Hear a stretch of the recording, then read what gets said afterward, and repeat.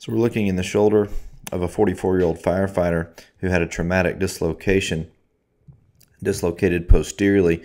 He's also had some anterior shoulder pain long-standing. He had an MRI which questioned a small tear anteriorly, and we'll look at that again in a second. This is the glenoid or the socket, the humeral head's above it. This whitish tissue going around the periphery of the socket is called the labrum, and this is the primary area of his problem. I've got an instrument here called an elevator in which I'm using to define this tear a little bit. This detachment is not normal. You can have a loose association here, which is a normal variant, but this is certainly not a normal attachment here of the labrum to the rim of the socket. And so this is where we'll be performing our primary repair. I've got a small instrument called a rasp, which I'm using to roughen up the area of the bone here to get a good bed for healing of the labral repair.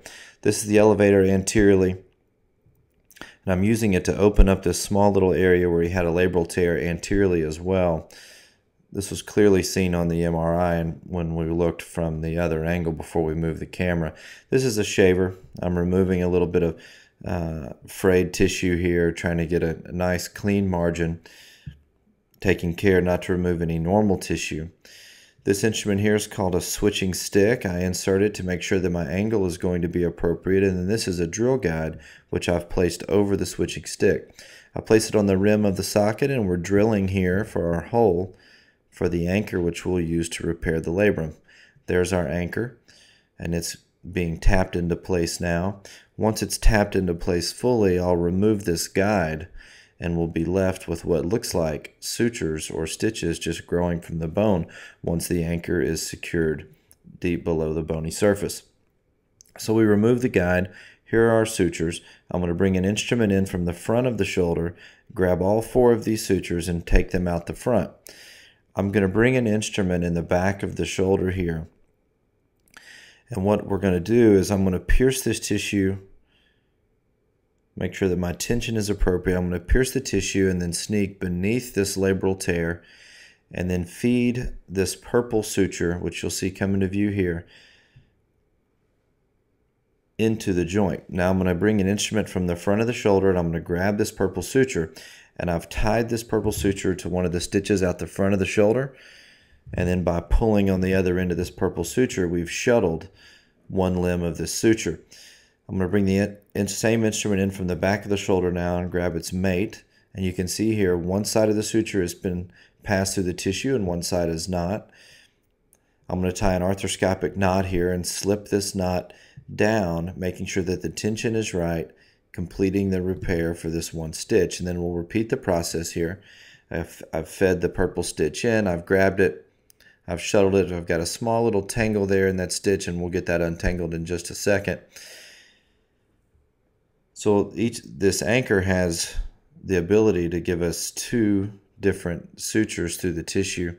So I'm going to use the same non-traumatic instrument here to untangle this small tangle in the suture, and then I'll tie this down in a similar fashion. We're going to place a second anchor a little bit more towards the top of the socket. We're at about 11 o'clock or 10:30 if you think about the clock or the socket as a clock face. Here's the second anchor going in. It's been drilled. It's being tapped into place. Again, here are our 4 sutures. Again, from the front, I'm going to come in and grab these sutures. I'm going to use a little bit different instrument here because of the angle. This is called a bird beak penetrator. It's got a sharp tip and an open mouth that I can come in and grab these suture limbs and make sure that I just get the one I want, and then I'm going to pull it back out the back of the shoulder. And then in a similar way to what we did earlier, we're going to come in again from the back and grab its mate and then tie it down and repeat the process. So I'm pulling that suture out the back. We'll come in. I'll grab the other matching suture here.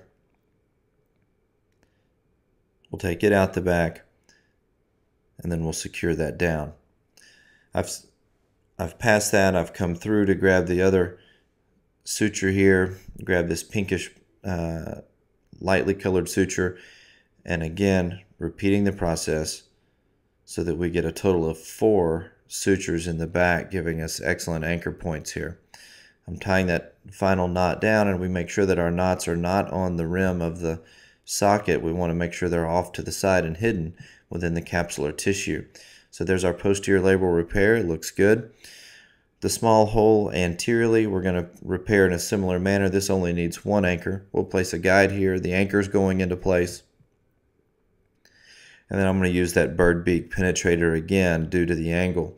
There's a variety of instruments that we use depending on exactly what our angle is and what we're trying to do. This time I'm coming from the back since our repair's in the front. I grab all 4 limbs of the suture. I come through with the bird beak penetrator, grabbing one of the limbs. And then I'll come back and grab the other one.